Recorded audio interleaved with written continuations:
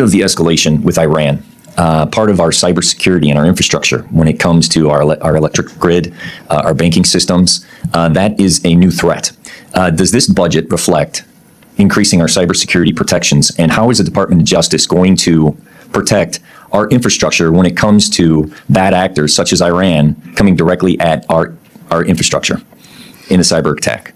Yeah, we have $50 million for cybersecurity, and also in the one big... With an M, 50 million? 50 million, okay. Yeah, but also in the one big beautiful bill, it is also addressed to give us more resources. And it's not only Iran, as you well know, it's China as well. But yes, I wholeheartedly agree with you. In the reconciliation, tomato, in the reconciliation bill, Representative Frank Mrvan of Indiana pressed Attorney General Pam Bondi over an internal email sent to FBI agents that raised serious questions about leadership, data security, and accountability inside the Department of Justice.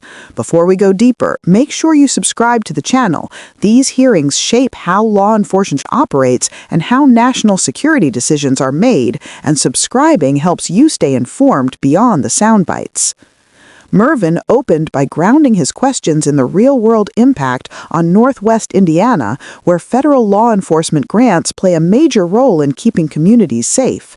He described local police officers, first responders, and safety agencies as the backbone of his district, emphasizing that he has worked to bring federal grant dollars home to cities like Gary, East Chicago, Michigan City, and Lake County. Those funds, he explained, are not abstract budget lines. They pay for technology like license plate readers, staffing support through the COPS grant program, and coordination between local agencies. Mrvan warned that rescinded funding for fiscal year 2025 weakens public safety and leaves neighborhoods more vulnerable. Subscribe now if you want clear explanations of how federal budgets affect policing and safety on the ground. Thank you, Chairman. Thank you, Ranking Member, Attorney General. Thank you for joining us today. Our law enforcement officers, first responders, and local safety agencies are the backbone of our communities. In Northwest Indiana, I've worked hard to bring critical federal grant dollars home, funds that directly support the brave men and women who protect us every day.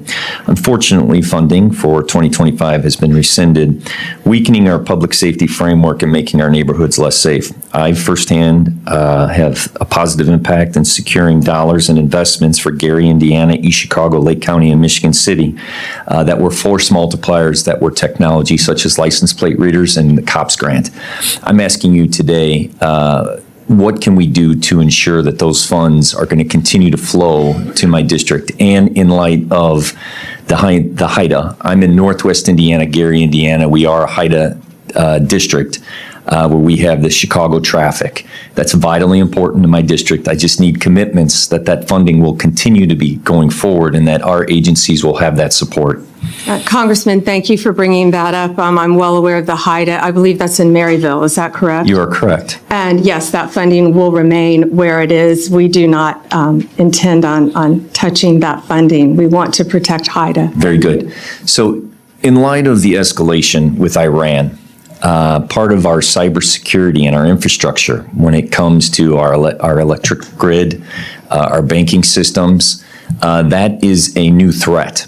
Does this budget reflect increasing our cybersecurity protections, and how is the Department of Justice going to protect our infrastructure when it comes to bad actors such as Iran coming directly at our infrastructure in a cyber attack? Yeah, we have $50 million for cybersecurity, and also in the one big... With an M, 50 million? 50 million, okay. Yeah, but also in the one big beautiful bill, it is also addressed to give us more resources. And it's not only Iran, as you well know, it's China as well. But right. Yes, I wholeheartedly agree with you. In the reconciliation, tomato, in the reconciliation bill, can you tell me what more resources are going to go towards cybersecurity? Because I was under the impression that was decreased. Can I get you? I will get you those numbers. Okay. Yes. I want to do everything I can to help you protect cybersecurity, all of us in this country, not only again with Iran, but also with China and all of our foreign adversaries around the world. Okay. And then just a question of curiosity that I have.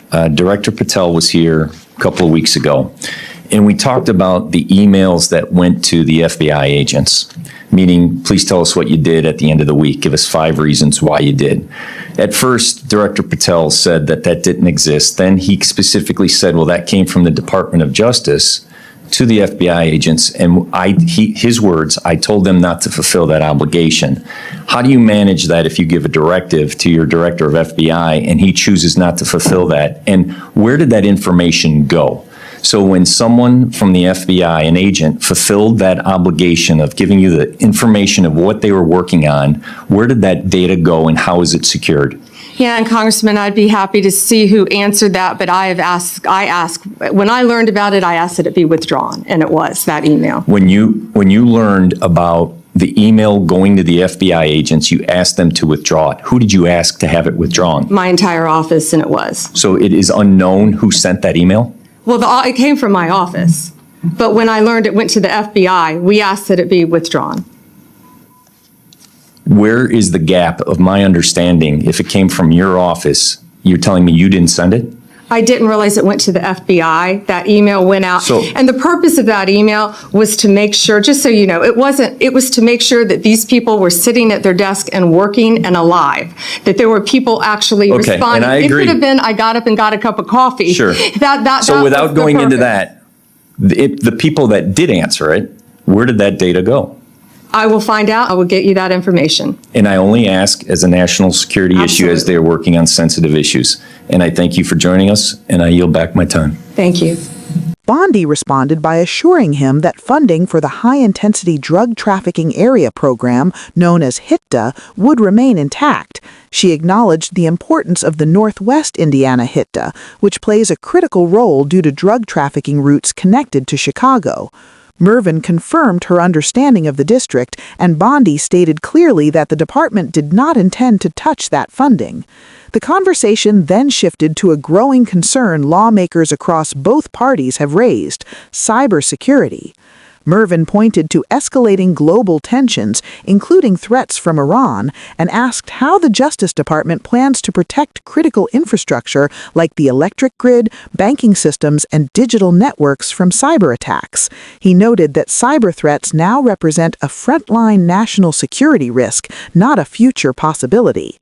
Bondi said the department has allocated $50 million for cybersecurity efforts and argued that additional resources are addressed in broader legislation moving through Congress. She agreed that the threat extends beyond Iran to include China and other foreign adversaries. But Mrvan pressed further, saying he was under the impression that cybersecurity funding had actually decreased in the reconciliation bill. Bondi acknowledged she did not have the specific figures on hand and committed to providing those numbers later. Subscribe if you want continued updates on cybersecurity funding and how Congress follows up on these commitments. Then came the moment that shifted the tone of the exchange. Mrvan raised an issue that had surfaced in a previous hearing with FBI Director Kash Patel. FBI agents had received an email asking them to explain what they worked on during the previous week, in some cases listing multiple reasons or activities. According to Mrvan, Director Patel initially denied the email existed, then later said it came from the Department of Justice and that he instructed agents not to comply. Mrvan asked a pointed question. If the Attorney General's office sent a directive and the FBI director chose not to follow it, how is that managed? And more importantly, for agents who did respond, where did that information go and how was it protected, given the sensitive nature of FBI work? Bondi said that once she learned about the email, she asked for it to be withdrawn. She stated that the message came from her office, but that she did not realize it had gone to FBI personnel. When Mrvan pressed her on how that could happen, she explained that she did not personally send the email and was unaware it had been distributed to agents. She added context, saying the purpose of the email was not to collect operational details, but to ensure employees were active and responsive, essentially a workforce accountability check. She suggested a response could have been as simple as noting routine activity. Still, Mrvan returned to the core concern: data security. For agents who did respond, where is that information stored? Who has access to it? And how is it protected, given that FBI agents routinely work on classified or sensitive investigations? Bondi said she would find out and provide that information to the congressman. Mrvan made clear his concern was not political, but rooted in national security. He thanked Bondi for appearing and yielded back his time. Subscribe to the channel for continued coverage as lawmakers follow up on unanswered questions about DOJ oversight, FBI independence, and the handling of sensitive information.